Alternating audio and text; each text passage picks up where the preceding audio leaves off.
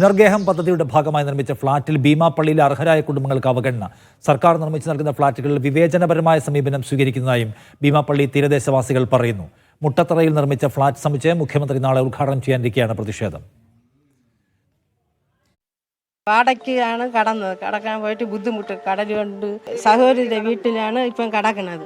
പല ഇതിനായിട്ട് കൊടുത്തിട്ടും കിട്ടുന്നില്ല. കടലാക്രമണത്തിൽ വീട് നഷ്ടമായ ഭീമാപ്പള്ളിക്കാർക്ക് പറയാനുള്ളത് അവഗണനയുടെ ചരിത്രം മാത്രമാണ്. 2016 ഒന്നാം പിണറായി സർക്കാരിന്റെ ആദ്യഘട്ട പുനർവാസ പദ്ധതിയിൽ ഭീമാപ്പള്ളിയിലെ അർഹരായ 168 അപേക്ഷകർ ആദ്യം അവഗണിക്കപ്പെട്ടു. ഭീമാപ്പള്ളിയുടെ കോൺട്രിബ്യൂഷൻ എന്ന് പറയുന്നത് വെറും 20 വീടാണ്.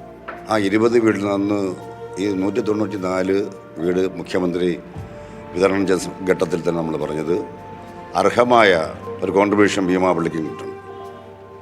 നമ്മൾ അന്നും പറഞ്ഞിട്ടുണ്ട്, ഇതേ വാക്കിനെ പറഞ്ഞിട്ട്, നിങ്ങൾ ഈ പാവപ്പെട്ടവർ കൊടുക്കുന്നതിൽ ഗവൺമെൻറ്റിനെ അഭിനന്ദിക്കുന്നു, പക്ഷേ ഞങ്ങൾക്കുള്ള കോൺട്രിബ്യൂഷൻ കിട്ടാതെ പോകുമ്പോൾ ഞങ്ങൾക്ക് ദുഃഖവും പ്രതിഷേധവുമുണ്ട്. ഒരു വിഭാഗത്തിനെ മാത്രം അവഗണിച്ചതിൽ പ്രതിഷേധമുയർന്നതോടെ അന്നത്തെ ഫിഷറീസ് മന്ത്രി നേരിട്ട് ഭീമാപ്പള്ളി മഹൽ ഓഫീസിലെത്തി. മറ്റൊരിടത്ത് വീടുകൾ നിർമ്മിച്ചു നൽകുമെന്ന ഉറപ്പു നൽകി. തുടർന്ന് വെറും 20 പേർക്ക് മാത്രമാണ് വീട് ലഭിച്ചത്.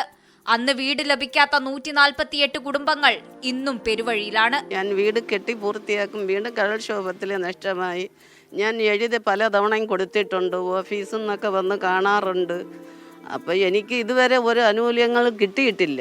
പക്ഷേ ഞാൻ ഈ വീട് പൊഴിഞ്ഞ് പോയതിന് ശേഷം ഞാൻ വാടകയ്ക്ക് താമസിച്ചിരുന്നു. എനിക്ക് 1 മാസത്തെ വാടക തന്നു. അതല്ലാതെ എനിക്ക് ഇതേവരെ വാടക തന്നിട്ടില്ല. ഞാൻ 15,000 വാടകയ്ക്കാണ് കിടക്കുന്നത്. ആ വാടകയും കൊടുക്കാൻ എനിക്ക് നിവൃത്തിയില്ല. എന്തെങ്കിലും നിങ്ങൾ എനിക്കൊരു വീടായിട്ടെങ്കിൽ എനിക്ക് കിട്ടണം.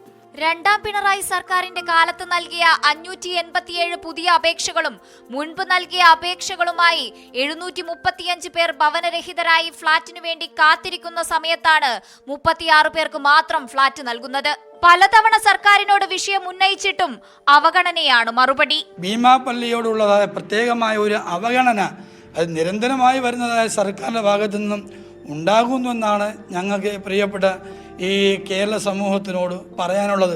ഒരു പ്രദേശത്തെയും ഒരു മതവിഭാഗത്തെയും മാത്രം ഒഴിവാക്കി ഫ്ളാറ്റുകൾ വിതരണം ചെയ്യുന്നത് വിവേചനമാണെന്ന് ആവർത്തിക്കുകയാണ് ഭീമാപ്പള്ളിക്കാർ. മാറി മാറി വരുന്ന സർക്കാരുകൾ ഭീമാപ്പള്ളിയിലെ തീരദേശവാസികളോട് കടുത്ത അവഗണനയാണ് തുടർന്നു പോരുന്നത്. അവർക്ക് ആത്മാഭിമാനത്തോടെ കയറിക്കിടക്കാൻ ഒരിടം വേണം. ക്യാമറ പേഴ്സൺ കണ്ണൻ തിരുമലയ്ക്കും സജിൻ ലാലിനുമൊപ്പം സനിസ ശോഭ ചന്ദ്രൻ, മീഡിയ 1, തിരുവനന്തപുരം.